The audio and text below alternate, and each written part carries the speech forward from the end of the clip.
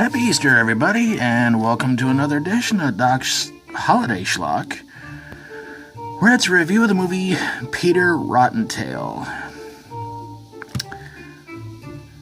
And, well, I wish I were reviewing an Easter horror movie, but, well, I'll explain why this isn't one here in a minute or two.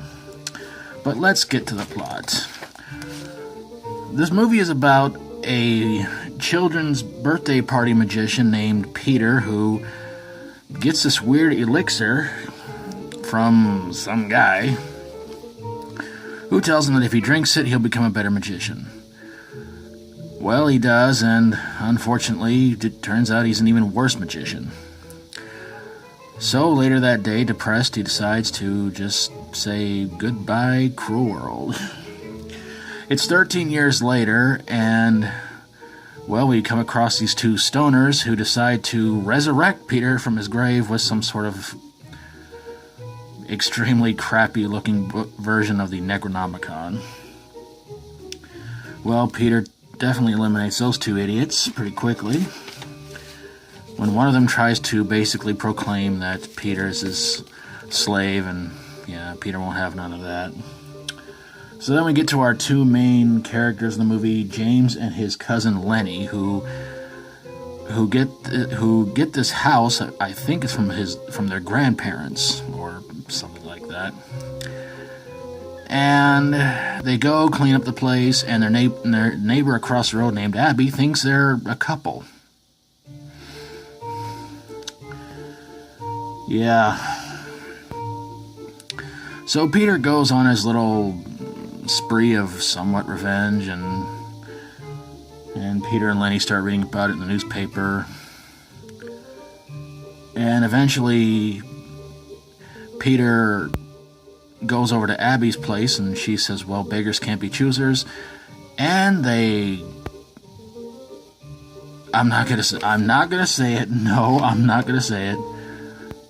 You're not gonna make me say. There's no way you're gonna make me say that they go at it like rabbits. Crap. Anyway, so then of course eventually Lenny gets home from the strip club, and I've never known a strip club to ever have a pinball machine in it. Of course, I've never been to a strip club, so I wouldn't know that anyway. And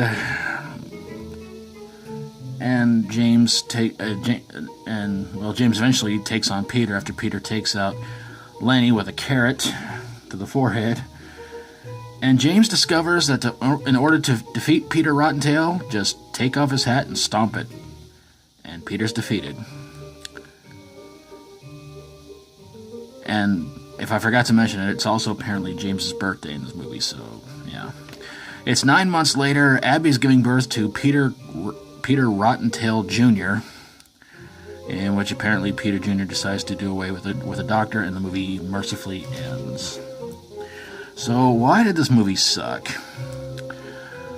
Well, I guess you could say in a way I was kind of fooled by this movie, because about a year ago I wanted to try to watch and review this movie, but the version I watched last year was a really bad copy, and the sound was bad and everything. Of course, the movie was bad too.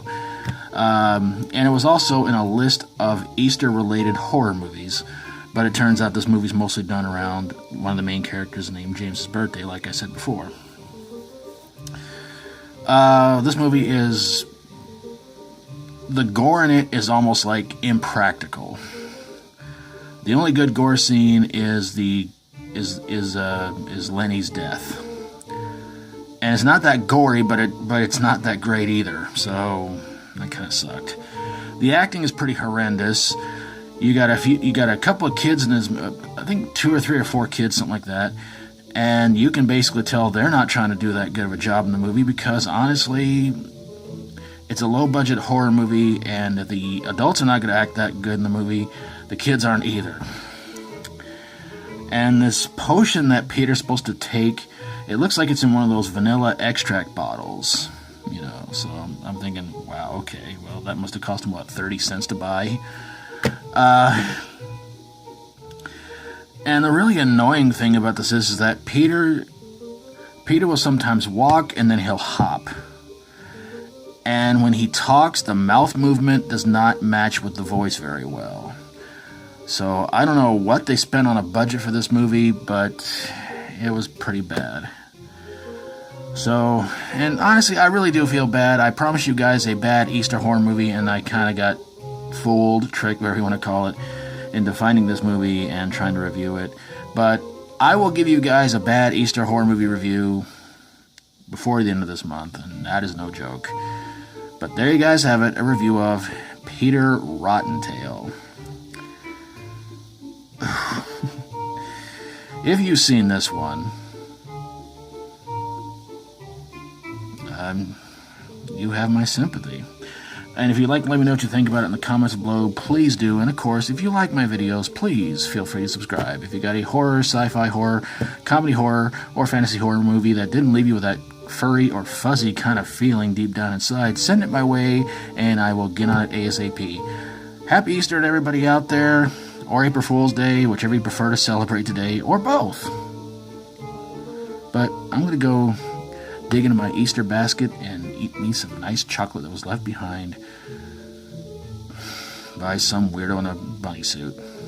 Thank you guys so very, very much for watching. God bless you all, and until next time, as always, stay strong and rock on.